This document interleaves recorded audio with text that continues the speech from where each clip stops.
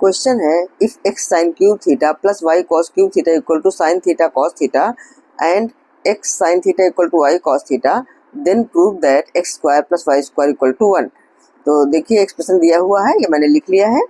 अब यहाँ पे हम इसको तोड़ेंगे, एक्स साइन क्यूब थीटा को एक्स साइन थीटा और साइन स्क्वायर थीटा में इसको हम तोड़ देंगे।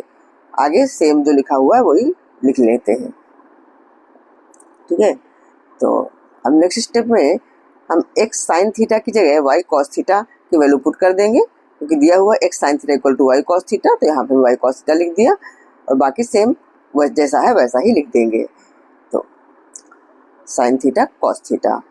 तो अब नेक्स्ट स्टेप में हम वाई कॉस थीटा कॉमन निकाल सकते हैं इस एक्सप्रेशन से। तो हमने वाई कॉस थीटा कॉमन निकाला, तो ब्रैकेट में हमारे पास अंदर आ गया sine square theta first term से और सेकेंड टर्म में cos square theta equal to sine theta cos theta.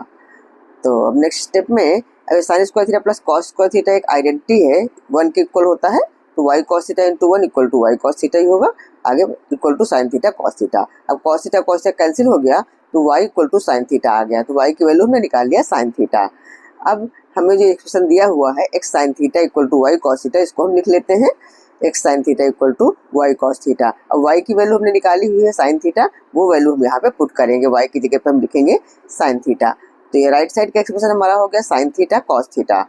अब यहाँ पे देखो साइन थीटा कैंसिल हो गया, तो एक्स इक्वल टू आ गया कॉस थीटा। हमने यहाँ पे एक्स की वैल्यू निकाल ली, वाई की वैल्यू हमारे पास है।